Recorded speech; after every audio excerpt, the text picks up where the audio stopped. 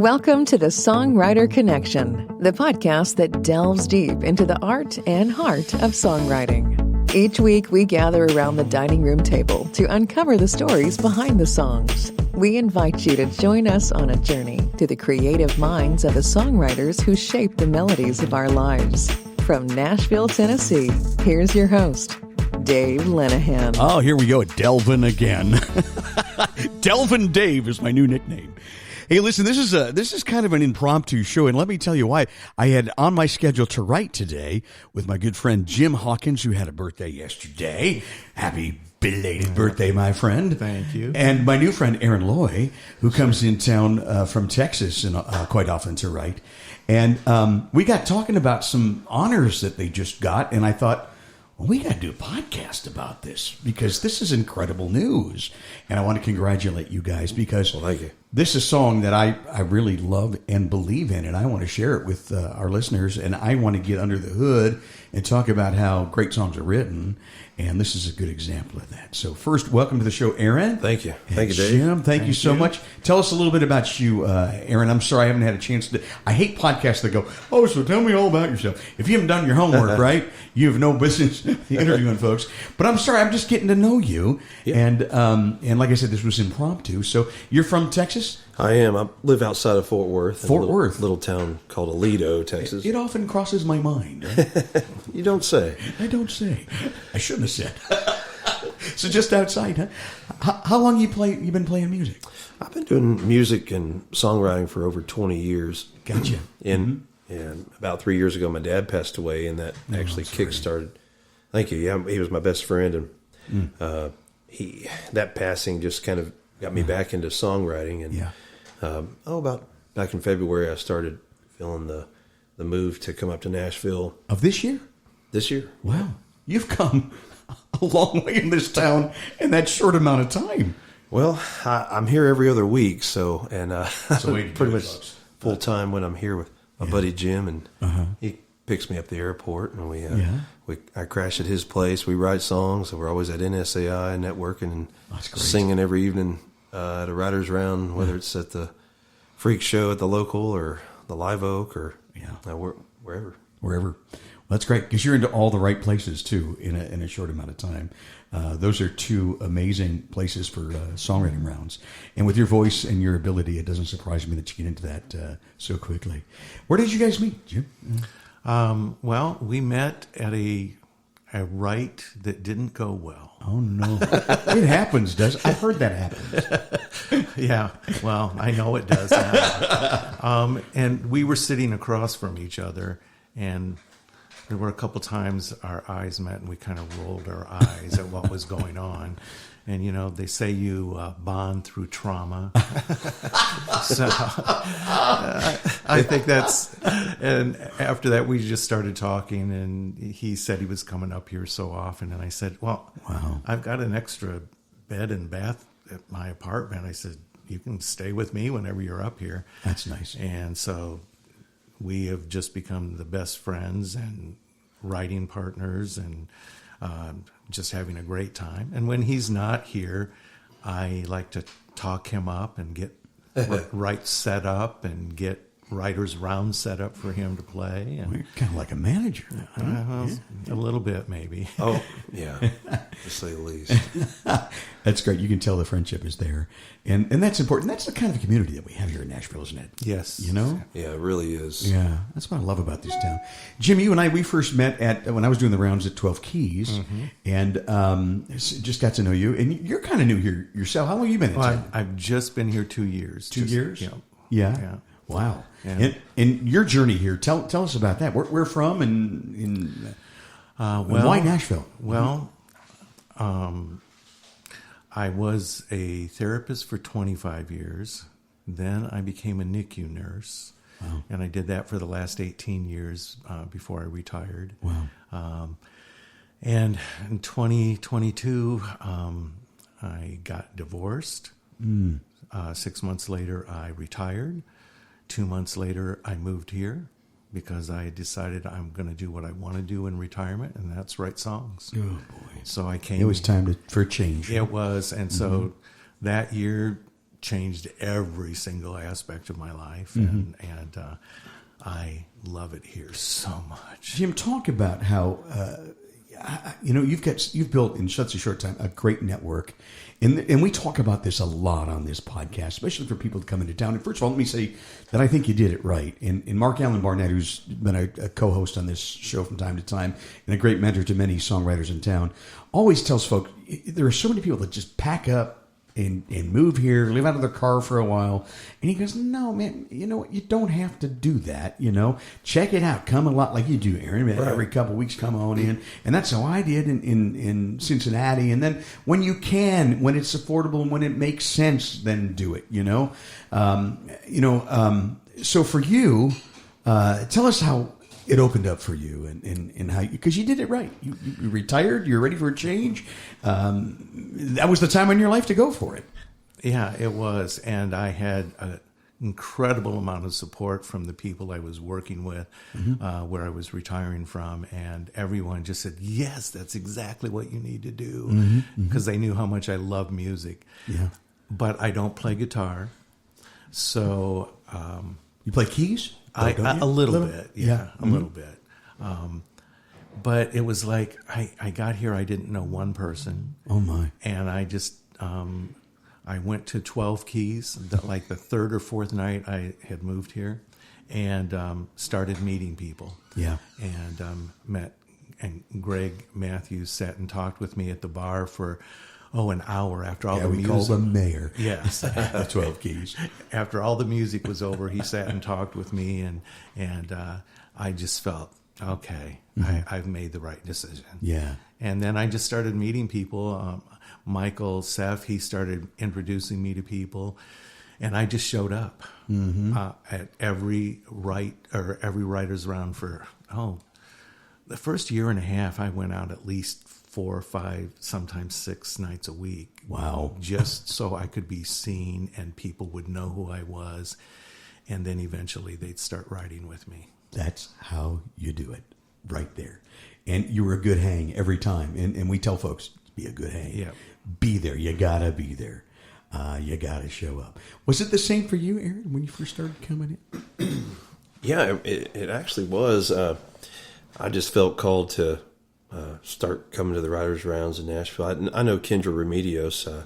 She's a sweetheart. She is. I got to get her on this show one of these days. Yeah, that'd be a great deal for her and you.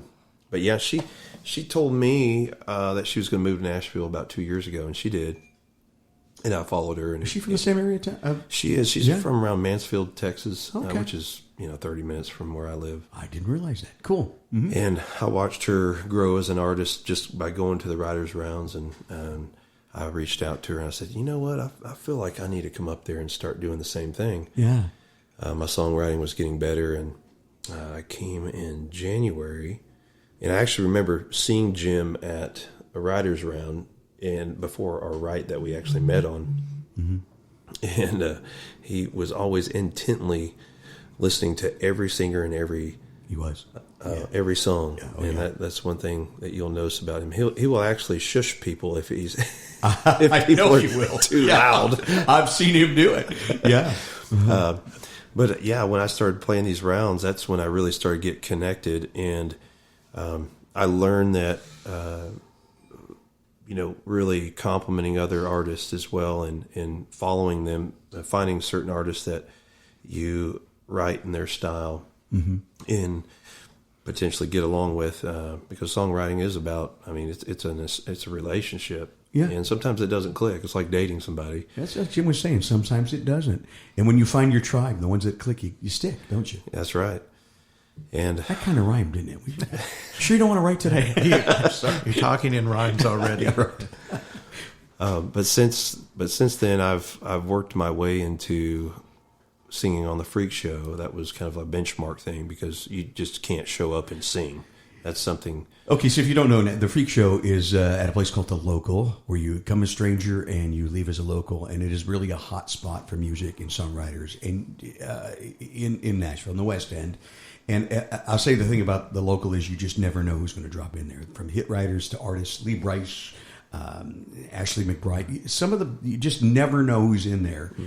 And so to get to ask, and Terry Joe Box, who runs that, is also a hit writer with many cuts. And to get invited into that round is really something. And you've been playing that quite regularly since you've been coming into town. So. I probably went to that show 12 times just to be present and get in front of Terry Joe and talk to the other writers there. And finally I got on there, started singing there in June, and I think I play there tomorrow night. Good. This will be my, I think, 8th time to sing up there. So things are going well there. And in the short amount of time, in the last, I guess it's about 8-9 months that I've been here, I added up yesterday all the songwriters, how many songwriters I've written with, and it's over 30. Wow. And that's just through, of course, Jim's help because he lives here, but going through the rounds, networking, and also being a member of the NSAI. Which I highly recommend. Has helped a lot as we always talk about that Nashville Songwriters Association International. There's a chapter where you live? There is. There's one in Fort Worth. They have them all over the U.S. And I think abroad as well in Europe. Oh, yeah. And it's international. Absolutely. Yes, sir. Yeah. And it's a great organization, and it really helps. I mean, if you're a beginner or intermediate or just don't know where you land or where you fall, it's a great place to get a benchmark of where you're at and grow. 100%. So, great. And I tell folks all the time, if you're new and you want to get into songwriting, check out NSAI. See if there's a chapter. You just Google them. You'll find their website. If there isn't, maybe you can start one. Maybe you've got like-minded people. And I'll tell you, I was the one in Cincinnati, and I was before I left, I was coordinator, and one of the coordinators, and we did some magical things. Previous coordinator, Greg Althammer, dear friend of mine today, we started doing writers' rounds every week. We found a little place in the east side of Cincinnati, and Mark Allen Barnett, we used to bring a lot of hit writers in, and it turned into a songwriter festival that we did every fall. And it was really something. I mean, but it all grew out of an SAI, and it grew us as songwriters. And we started coming down to Nashville a lot to write, and it just helped us expand that network, like you're talking about, so that when I finally moved to town, I felt like I already had a community. So I can't begin to tell you how important SAI is. And you guys know, I'm just talking to the folks listening at home and in the car or wherever you're listening. So, but the nice thing, Aaron, when you've got songs and talent you have, you can turn heads quite quickly. And I'm just really proud to know you and have you on here. Now I want to talk about this song, because you've got a special song, just won a huge award, and I wrote it down because it's the Texas CMA, Country Music Association. You won the Country Christian Songwriting Contest with this song that we're going to talk about here, and you're going to get to play that where? At Billy Bob's for the CMA Awards. Yeah. For a couple of the Texas CMA Awards at Billy Bob's. Yeah. Legendary place. You and your guitar on stage. Just acoustic performance and just me center stage, so I can't wait. That's got to be nerve-wracking, huh? A little bit. You'll be fine. No problem. Jim, will you be there? Of course. Of course you will. I wouldn't miss it. Well, Jim, I want to start with you. Tell us a little bit about the writing of this song. It was just you two? No, we had another friend, Michelle. And she... Michelle Mabel. Yeah. She's awesome. She and Aaron and I were going to write for a couple of hours at my place and then go down to the Freak Show and enjoy the music. And it started raining and tornadoing and flooding, and so there were warnings all over not to leave where you are because there's so much flooding. And so we said, okay, I guess we write here the rest of the night. So we wrote until about 2 a.m. And often when we came up with a line where we wanted, there would be a thunder, and we'd say, "Okay, that must be the right line." That must be the right line. Yeah. But it was a little difficult getting started on the song. Actually, we had an idea. Michelle and I had been going to this one church, and we came separately one Sunday, and she said, "I'll meet you at the pew." And when she said that, we kind of looked at each other and said, "That sounds like the title for a song." And so we actually brought that to Aaron, who was staying with me at the time, so it was easy to bring it to him. we worked on it and we couldn't come up with the right angle. It just wasn't quite working. And for about an hour and a half, 2 hours, we kept, and it just wasn't working. We took a little break.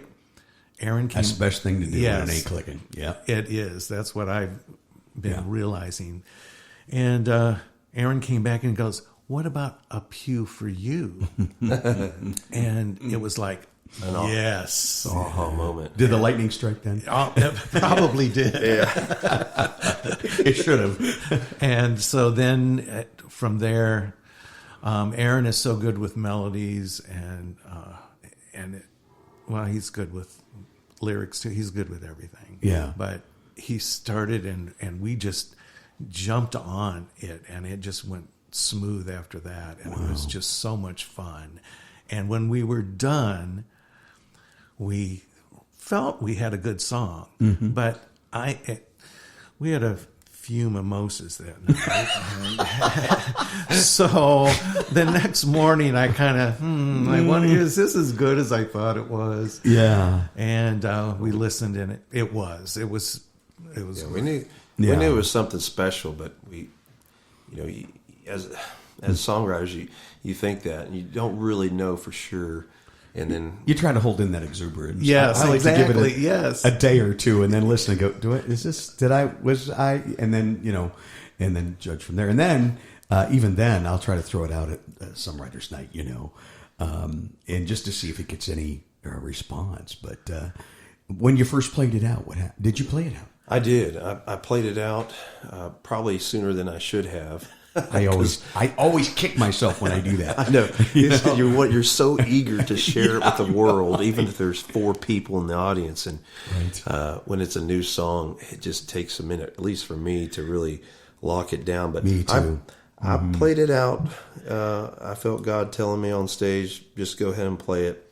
And the first time, there's probably 20 or 30 folks in the crowd. But they were a listening crowd, which was really nice. Nobody was talking, and Jim wasn't having to shush anybody. So I played it, Jim. I played it, and there was a group from over in England, and they actually gave it a standing ovation. Wow! And they were just visiting, and this was at Teddy's Tavern near Broadway in downtown Nashville. And it when that happened, it just validated that what we had wrote that night was something very special. That's great. Now, tell me about entering the contest and how that went, because there's a good story behind that too. Well, correct. Jim is always manager minded. I have a lot of endeavors back home, businesses. I need you to manage me, Jim. I really do. I need help. No. I have kids, and I'm an anesthesiologist as well. So when I'm back home, I'm blowing and going, working hard, and Jim always is reminding me, sending me texts like a dad. Aaron, have you submitted the songs yet? And this is the last day that we had to submit it. I think the deadline was May 30th. And so with May 30th, I got home that night from the OR. It was a late night, and about 11:45 p.m., it was due at midnight, I submitted this song with about 7 minutes to spare. And Linda, the owner of the Texas CMAs, joked about how it was the last submission, so it's really the last but not least. And it came in first. Perfectly. And it came in first. And what did she tell you? She said, she actually called me, or gave me her number, and I called her a couple weeks ago, and on the side of a mountain in Colorado, I was elk hunting, bow hunting, and I call her, and she said that this was the best country Christian song that's ever been submitted. Wow. In all of her years of running the Texas CMA Association, that's huge. She's never had a unanimous vote to win this contest. Wow. And she says that she believes that it was because it is what the Texas CMA was founded on, and that she found on. She was a worship leader for 15 years in her church, and God called her to organize the Texas Country Music Association. And since then, there's been a lot of people, a lot of big artists that have come out of Texas through this association. And she was just totally excited. She said that there was 8 judges on the first round that judged almost 500 songs. Wow.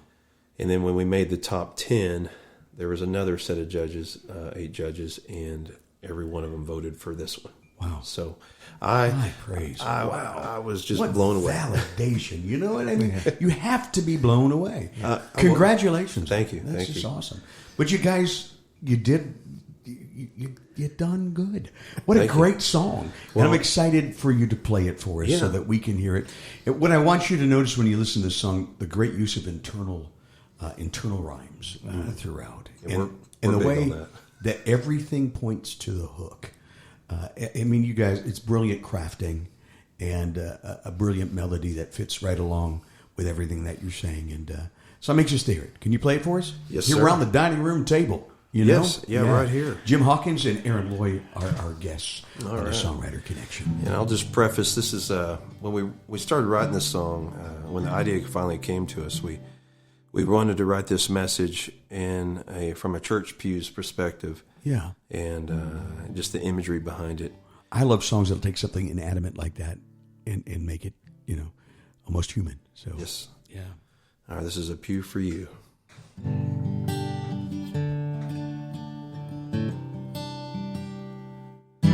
There's 20 rows made of oak, been sitting here 40 years. They've seen folks come and go, seen joy and they've seen tears. They're weathered and they're worn from all who've sat in here. They have stories left to tell, they're not going anywhere. When you're in need of some saving, when you have nothing left to lose, when your questions have no answers, when you're searching for the truth, when your heart needs some healing, when your hands need some raising, or if you and Jesus have some catching up to do, there's a pew for you.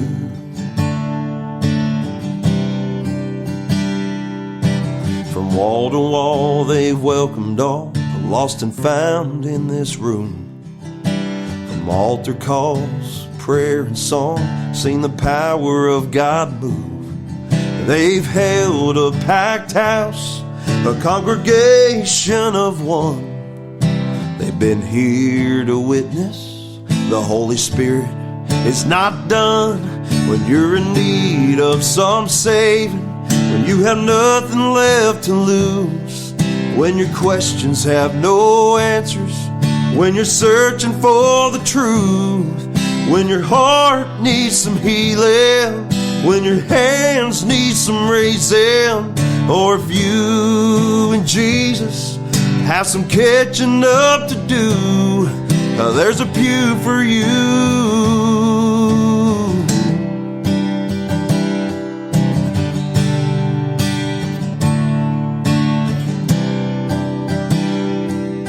On the back row or down in front, or somewhere in between, no matter who you are or where you've been, God saved you a seat. When you're in need of some saving, when you have nothing left to lose, when your questions have no answers, when you're searching for the truth, when your chains need some breaking, when your hands need some raising, or if you and Jesus have some catching up to do, and there's a pew for you. There's a pew for you.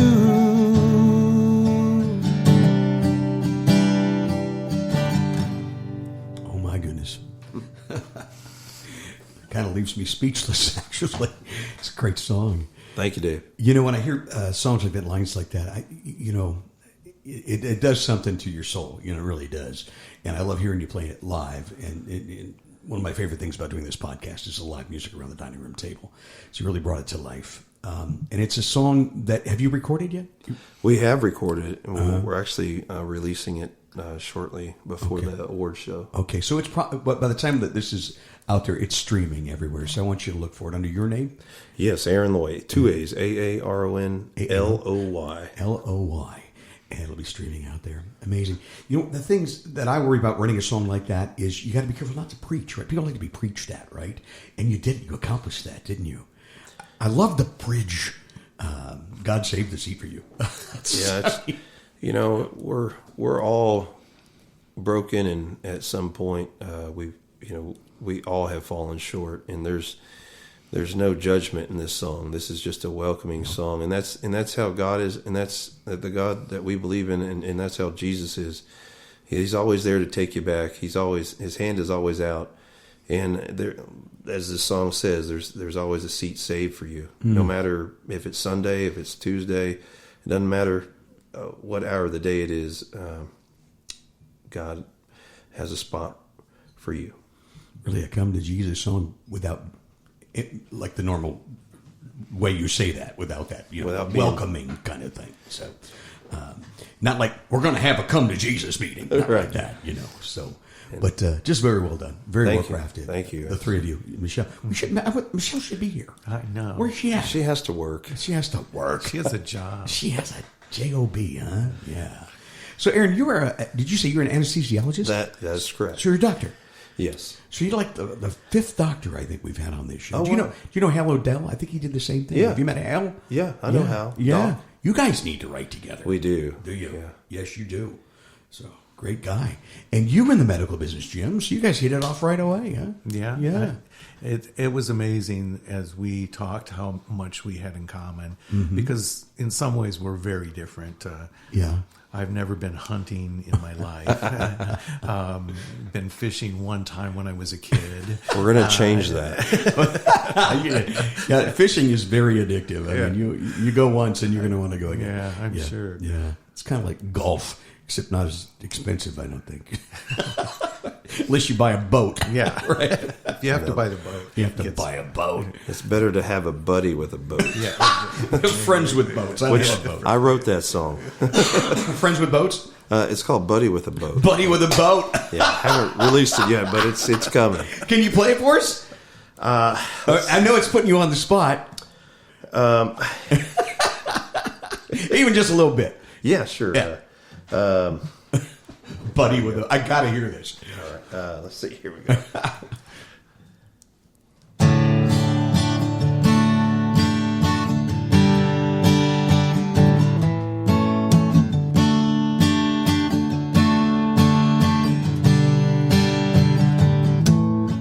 It's been one heck of a week. Yeah, you guessed it. I lost my job. And turns out my ex was in bed with the judge that signed off. He gave her the house, he gave her my dog. My dear head's got sold to a pawn shop. If you think that I'm heartbroken, consider yourself wrong.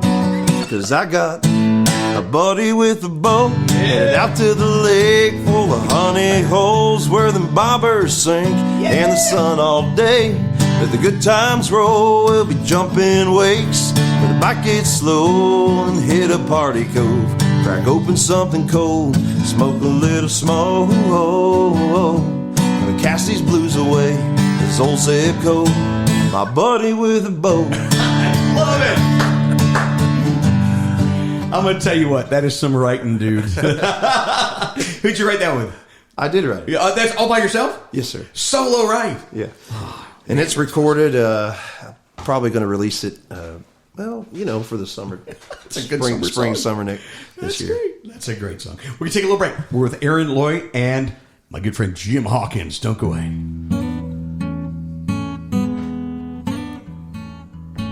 You're listening to the Songwriter Connection with Dave Linehan. Find us on Facebook and YouTube at the Songwriter Connection Podcast. And find Dave at thedaveconnection.com. Now back to the show with your host, Dave Linehan. Oh, I hate to be annoying, but this is the part where I say, if you're watching on YouTube, click and subscribe. Even though we are not a video podcast, a little There's always a little slide there for you to stare at, while you're listening. And then you can do other things. And that's what I like about this kind of a podcast. You can put those headphones on and do whatever you're doing while you're listening. I like to listen to podcasts when I work out. Yeah, so I do that. Hey, I found one. You guys, there's this one, and I've been meaning to talk about this. If you haven't heard the podcast by Keith Sharon from the Tennessean called Murder on Music Row, oh my God. Wow. It will hook you from the very first, and it's a true story. And in the way he unfolds it, and the research this guy has done, it's an amazing podcast, so I highly recommend it. I'm definitely going to listen to that. Yeah, you'll dig it. You'll dig it. So anyway, it's good to have you guys, Jim Hawkins and Aaron Loy. We're finding out more about them, and they're doing magical things, and they're doing it right. This is how you do things in Nashville. You are to be congratulated. You really are. So, well, thank you. I appreciate it. I feel like God called me to be here, and there's no accident that I met Jim at a terrible right, and and turned a bad thing into something really good. So we've actually written quite how many? We've written about 10 songs together. Have you? And then another 12 or 13 with other people. The two of us with That's other good. people. I say when you find you got that magic, you keep it going. Yeah. So in a short matter of time, you found your tribe, didn't you? I have. Yeah. Yes, sir. As we normally say. Yeah. We're just cranking out these songs and seeing what happens next. We know we're on the right path, and this is where God wants us to be. I actually have a song about that. Yeah. I bet you do. It's called Songs for You. Few for you, songs for you. Yes, sir. That'd be a good follow-up, right? Yeah. Well, listen, I wanted to play you've got a song that is streaming out there right now called Single Mom. So I wanted folks to hear the produced Aaron Loy, if that's okay. Yeah. Tell us about this song. Well, this song is it's an empowerment song for all the single moms out there. I spent a couple years as a single dad doing things on my own, and all the kids stuff, the homework, the school, the running the business, working and coordinating all that. That was about 3-4 years ago, and I saw a TikTok post about single moms, and I thought to myself, I really need to write a song to really lift up all those single moms out there that are crushing it and killing it, raising kids on their own, and it put it in a lot of perspective, and it helped me write this song. And it ended up titled Single Mom, and it really got a lot of traction on TikTok, on social media, and a lot of duets were made with this. And I released it right before Mother's Day in 2023. Great timing. Yes, sir. And I still sing it, and it's still bringing tears to all those single moms' eyes. That's great. That's awesome. Single rate? Solo rate? It was, yes. Okay. I wrote this myself in about 2 hours. Wow. So it's pretty magical. They don't always happen like that. They don't. Nope. But sometimes when that inspiration is there, it just falls into place. And where'd you record this one? I actually recorded this at Sound Emporium, and it came out really nice, the arrangement. Cool. Right here in Nashville. That's it. Single Mom. Aaron Loy is our guest. Along with Jim Hawkins on the Songwriter Connection podcast. Thank you for joining us.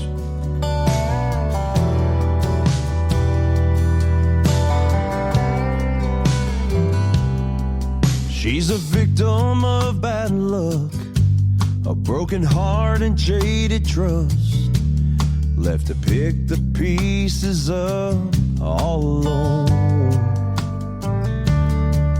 No, she didn't choose this life, just wanted to be a good wife. Now she's raising her babies upright on her own. She's out climbing mountains, swimming across oceans, keeping it together, praying for better weather. This road she's traveling on, sitting tall in the saddle, fighting through every battle. With her will, she'll find a way to keep a smile on her face. Don't ever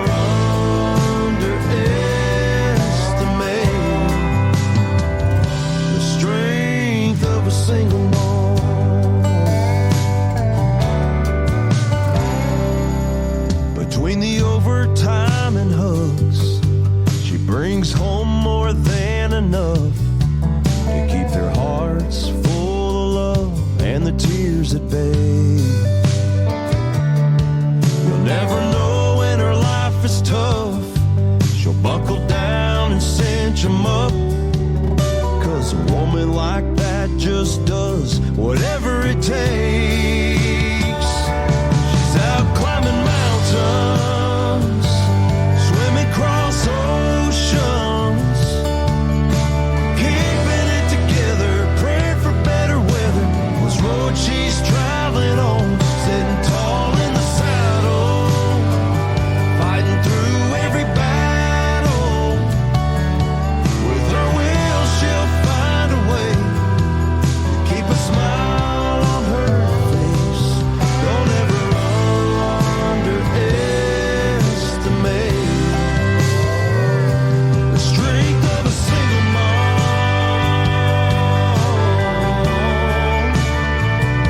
The strength of a single mom.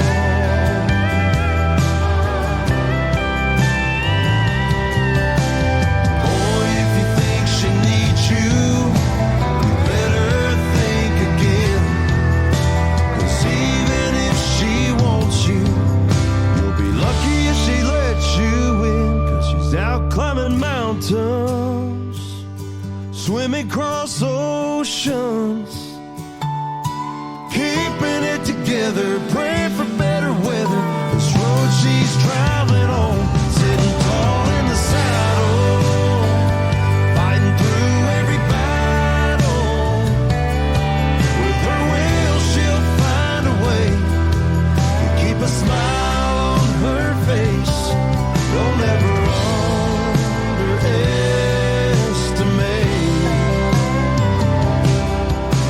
her dream to be everything. The strength of a single mom.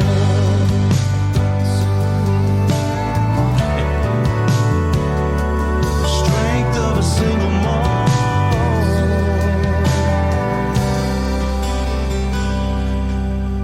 Well, I can see why it brings some tears to the single moms. What a great song. And a great tribute, man. Thank Really, you. Yeah, really. thank you. Awesome. Another song to be congratulated about. So you've been coming since February. Yeah. Just doing singing out and the songwriter Man, rounds. where have you been?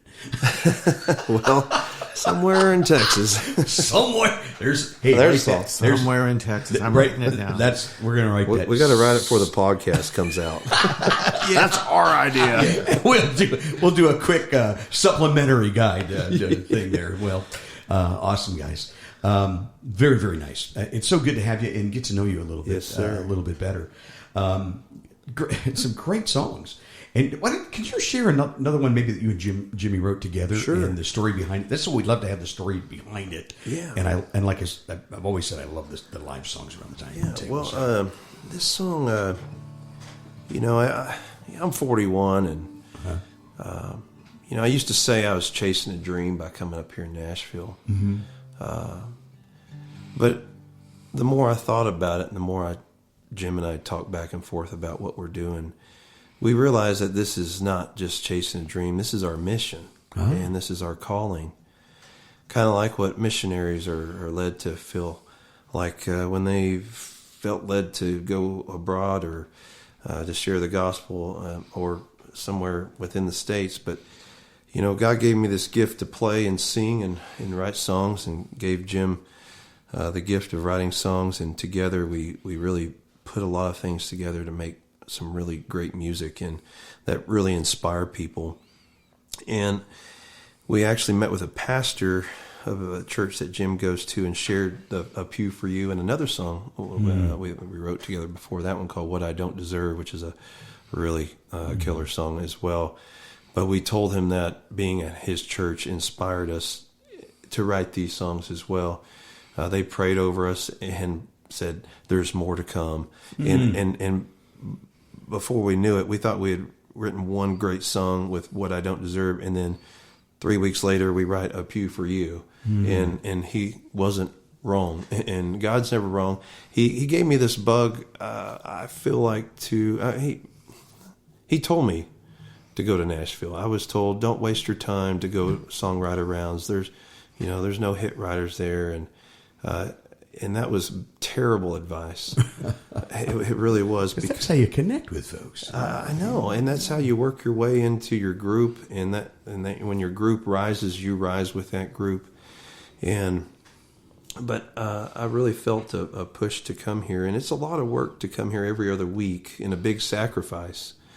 But I do it because I've been called to do this. And so I wrote this song with Jim. It's called Songs for You, but it's basically a songwriter's anthem. I mean, there's a lot of other things that I could be doing. I could be back home. I could be spending more time with my kids, my girlfriend, my family, working more.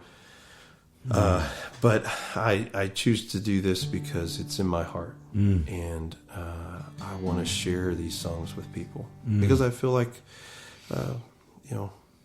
music inspires and music heals, and music, we feel love. There's just so many things about it. And the inspirations, I always think like, am I going to run out of ideas? That's the songwriter's fear right there. It is. Yeah. And then out of nowhere, here comes another one. It's like, and so I've learned to trust him and just say, there's no end to this. I have to ask you, you're very spiritual, and I have to ask you this. My brother and I used to write, and we used to sing a lot together, and he was actually a much better guitar player than I. He always said, and I always agreed, that when we were singing and harmonizing together, whether we were playing in church or not, we felt closer to God. Do you feel that? Absolutely. When you're making that joyful noise? And when I sing this on stage, I see the reactions that I get. And we're singing these songs in bars. People there, maybe some go to church, but probably a lot don't. I mean, that bar is their church. Yeah. And we're bringing Jesus to the bars. And I tell you, when I introduce these songs, I say, are you writing down hooks? Bringing Jesus to the bars. Jesus at a bar. Yeah. When I introduce these songs, I ask the audience if there's any fans of Jesus out there, and the whole bar will erupt, and it completely gets everybody's attention. And I've had some of the roughest looking characters come up to me after my set and tell me, out of 4 or 5 songs that I played, that song, A Pew for You, hit them right, and they point right to their chest where their heart is. And that lets me know that what I'm doing is what God has called me to do, that this is my mission, and that it's affecting people in a positive way. And it may only be one person. And it may be the bartender, it may be another singer next to me, and I may never know, but we're planting seeds, and that's all you can do. And God takes the reins after that, and it's really neat. And it's funny. Jim and I were talking last night, and I told him, I said, "Do you realize that we think about singing these songs to people here on earth, and then one day, when we go to heaven, we'll get to sing this song for Jesus face to face." And it just kind of dawned on me, so we're going to write that song too. But it's we're writing for now and for the future. So, but yeah, we wrote this song. It's called "Songs for You," and hope you guys like this one.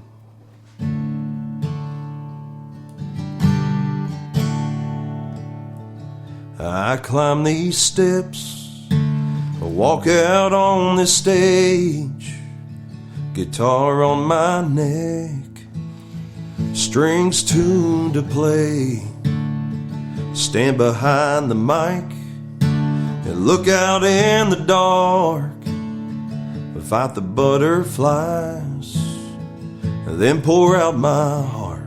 I could be a doctor or a teacher, go and get my PhD and save a life, change the world with a new discovery.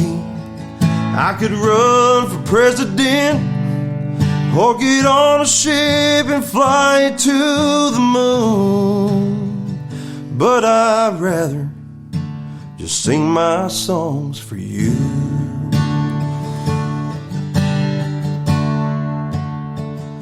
Yeah, I've got bills overdue that I can't pay, but one day I will when I catch my big break. No, I don't mind living a little down on my luck, 'cause when you listen, I feel like $1,000,000. I could be a doctor or a teacher, go and get my PhD and save a life, change the world with a new discovery.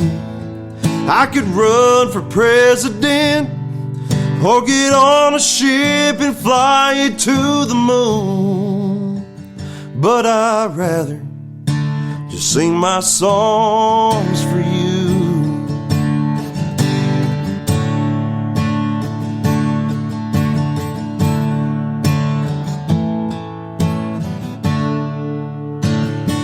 It's my mission, it's my calling.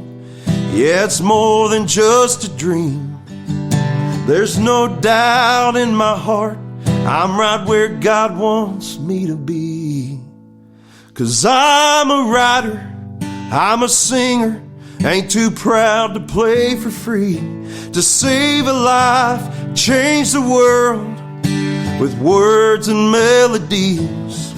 Sitting here in this spotlight, it feels like I'm dancing on the moon when I get to play these songs for you. Yeah, when I get to play my songs for you. That's awesome, man. Good write. Thank you. You two guys, Jim Hawkins and Aaron Loy, our guests on the Songwriter Connection podcast. I have to tell you about one of the podcasts, and I couldn't even tell you the numbers now. This is, what did I tell you, episode 192. But somewhere in the past, if you look through the archives, there was an interview with a wonderful young gentleman named Ben Fuller. And Ben came over here with his manager, Crystal Polychronis, who I got to know a little bit through the songwriting community. And she was managing him at the time. And he told the amazing story about how he felt called. And, he got me from the very first song about when he was going through troubled times and he tried to kill himself. Mm-hmm. He went out of the woods and the gun misfired and fell and he survived and he gave his whole life over to God. Mm-hmm. And he wrote this song and put it on his first record. And, shortly thereafter, this guy signed a deal with a major Christian artist company and had a #1 song. And I've been following Ben ever since. He's just a great guy. And I'll tell you, I get the same feeling listening to your songs and your story. And I want to thank you for being on the show. Well, thanks, Dave. Thanks for having us. This has been great. Yeah. Sharing our story. It really means a lot. Jim, any last thoughts or words? Well, I guess the one thing that I would say is that I am so aware of how God directs my path, puts me in touch with Aaron, puts me in places that I have no idea I'm going to be the day before and meeting the people that I'm supposed to meet. And it's like, what a joy and trip it is. Absolutely. And has been for me here in Nashville. I just love every minute of it.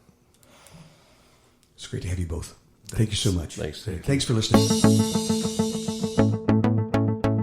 We hope you enjoyed this intimate glimpse into the world of songwriting and found inspiration in the stories shared by our talented guests. Remember, the magic of music lies not only in the notes and chords, but in the emotions and experiences woven into every lyric.